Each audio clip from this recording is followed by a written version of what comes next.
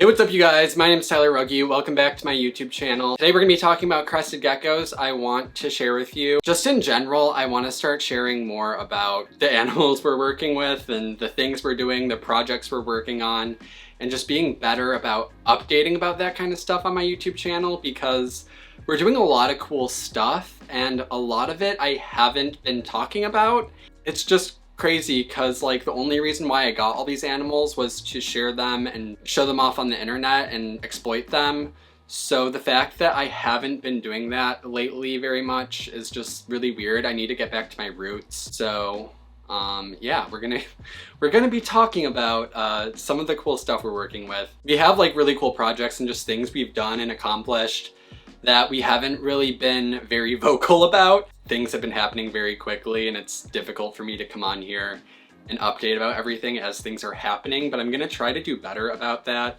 But if you guys want more updates and things on our crested gecko and different like breeding projects, I would definitely recommend following us on Facebook and Instagram, which is Celestial Exotics. I'll have those linked down below because that's like our breeding business and that's where we post a lot of our breeding animals and things that we hatch and whatnot. Also, we have been vending the Sin City Expo in Ohio. I will link that below as well if anyone lives in that vicinity and wants to come to it's a really good expo, honestly. There's a lot of awesome people that vend there. Vend there pretty much every month. And while we're at it, shop celestialexotics.net, our online pet store. We have free shipping. We do only ship in the US though.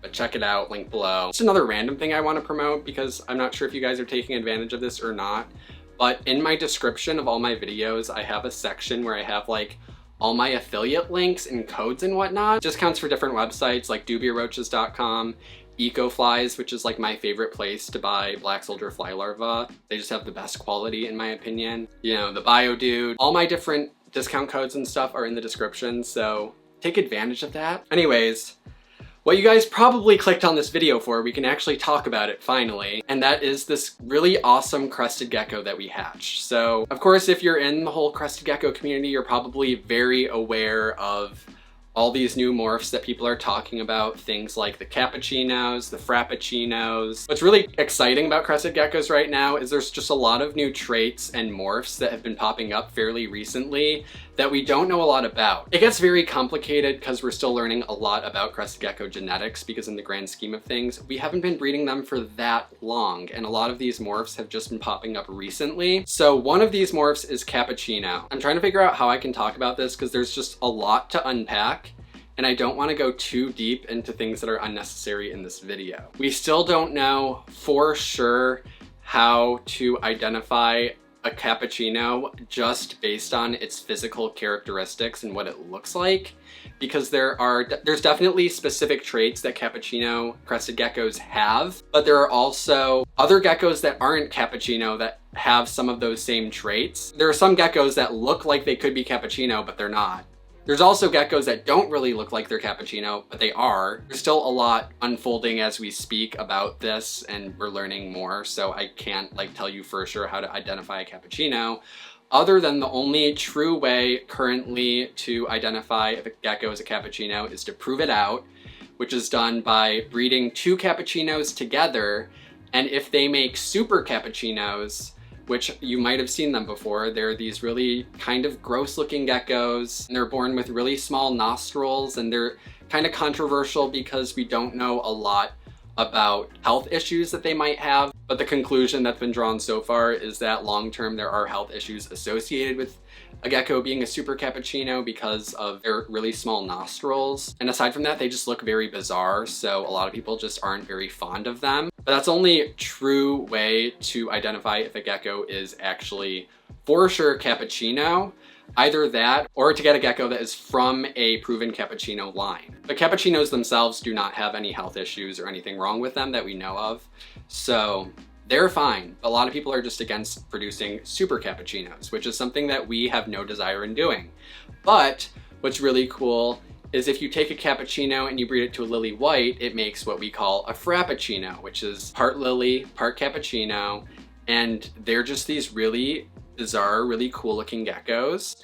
And that is what we are pretty sure we hatched. We can't technically say 100% sure that we hatched a Frappuccino because the sire isn't a proven cappuccino, but I want to talk about this a little bit because I think it's a very interesting conversation, and something that's kind of, I think, debated a little bit is whether or not a cappuccino should be considered proven if it's produced a Frappuccino. Because obviously if a Frappuccino is made, then one of the parents is cappuccino, obviously.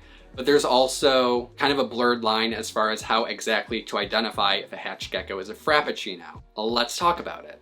First, I want to show you guys the gecko that we hatched and how we identified that it is, we think, a Frappuccino. And we even posted pictures of this on our Gecko page, and we didn't say anything about Frappuccino or cappuccino or anything. And we literally had like multiple other breeders message us and be like, congrats on the frap, because like, if you know what to look for, you can kind of tell like, that's a frap, you know? Like that is a Frappuccino. Also, another side note, Maddie the other day was talking to me about how she was gonna get a Frappuccino. And the first thing my mind went to was Crested Gecko. And I was like, what do you mean you're getting a Frappuccino? Like on Morph Market right now, I think there's like 3-gram Frappuccinos for like $7,000. So I was like, you're getting a Frappuccino? She meant Starbucks. She was going to Starbucks that morning, but I thought she was buying a Crested Gecko online, and I was very concerned. So anyways, so this right here is our little frap guy. Literally just hatched a couple weeks ago, and he's absolutely tiny. I'm gonna put him away because he's very jumpy, and I don't want to kill our only Frappuccino. I'll insert some B-roll footage so you can get a better look at him. So that's a frap. We're 99% sure. So the dead giveaway for us is we bred a lily white to a gecko that we were pretty sure was a cappuccino. Again, it's not a proven cappuccino. It's not from like cappuccino lines or anything like that. It just looked very cappuccino-y. So I'm gonna get more into the parents of the Frappuccino in just a second, but basically we paired them together. They laid a clutch of eggs, only one clutch. You know, we were like, fingers crossed, we get something from this clutch. There's only like a 25% chance of getting a Frappuccino. So the odds weren't really in our favor. But basically, both of the eggs hatched. The first one that hatched was a lily white, and then the second one hatched, and it was also a lily. But if you look at both of these geckos from the same clutch that hatched, they're both lily. The regular lily white is much more yellow in color than the presumed Frappuccino, which was much brighter white. The tail especially, if you look at the tails, the tail of the Frappuccino is just like pure white. And that's one of the giveaways with cappuccinos when they're born. Their tails are usually very white. And also Frappuccinos, their tails are just like pure white. If you put it next to another gecko tail, you can definitely tell the difference. Especially because we hatched a lily and a frap in the same clutch. And we could just see them side by side as soon as they hatched. The difference between the two was just so obvious. And that was like the main giveaway for us. That it's like, okay, this is probably a Frappuccino, you know? So then just for funsies, I think just in general, it's fun to look at the parents of geckos and see like what they produced, you know? So here we have mom. This is Vega. She's a lily white. And she's a beautiful lily white. Love her. This is Schrodinger, and Schrodinger is what we presumed to be a cappuccino. There's a lot of different random traits that people look for when they're trying to identify if a gecko is a cappuccino. One thing I know, at least early on when people were looking for cappuccinos, they looked for like this Y shape at the base of the tail, like where you see the white lines, it would make like a Y shape right there.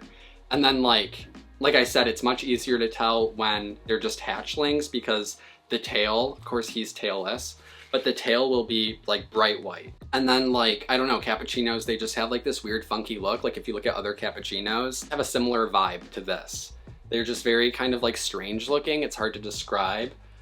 But again, I can't really point out specific characteristics to look for because there are geckos that have those characteristics that aren't cappuccino, and there are geckos that don't have those characteristics that are. So it's just like kind of a toss-up. And that's why people are very adamant about like, you can't sell a gecko and say that it's a cappuccino unless it's proven or from a proven line. Just because it looks like a cappuccino, you can't just say that it is. Maddie actually found this gecko on Craigslist. Someone was rehoming their pet crested gecko, and she was like, I think that that is a cappuccino. So she bought it. I don't know, he was rehoming it for like $100 or something, which for a cappuccino is a steal. But of course he just was keeping it as a pet. He wasn't a breeder. He doesn't probably know anything about like his gecko could be worth thousands of dollars. But we, you know, got this gecko. Fingers crossed that it's cappuccino because it looked like it. We bred, his name is Schrodinger.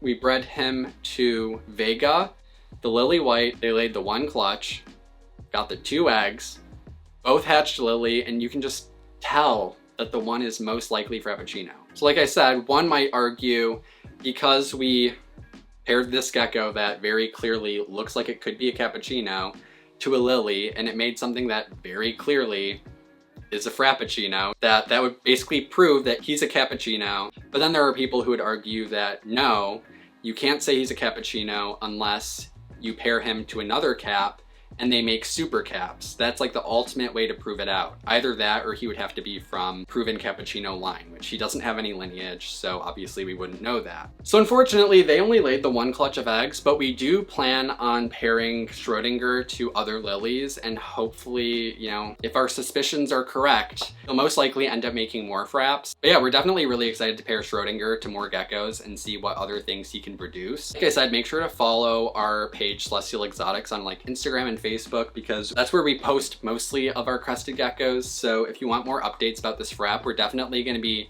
you know, documenting it and seeing, again, our frap, kind of documenting how his pattern and colors develop over time. Like I said, I think I saw some like 3-4 gram fraps on Morph Market for like $7,000.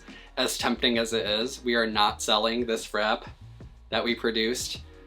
One, because obviously we can't technically say it's a proven frap from a proven cap line or whatever, but also just because it's our only frap and we want to keep it and, you know, grow it out, and then eventually we can probably produce even more with it if it is a frap, which I will keep you guys updated. I also want to show you guys more of different projects we're working on and geckos we've produced and things, because we've produced a lot of really cool geckos. Some of them we've posted to our Instagram, some of them we haven't even posted yet. We have a lot going on and I'm excited to hopefully share more of it with you guys. So if you guys are new here, make sure to hit the subscribe button. All the social media links will be down in the description below, and I will see you guys in my next video.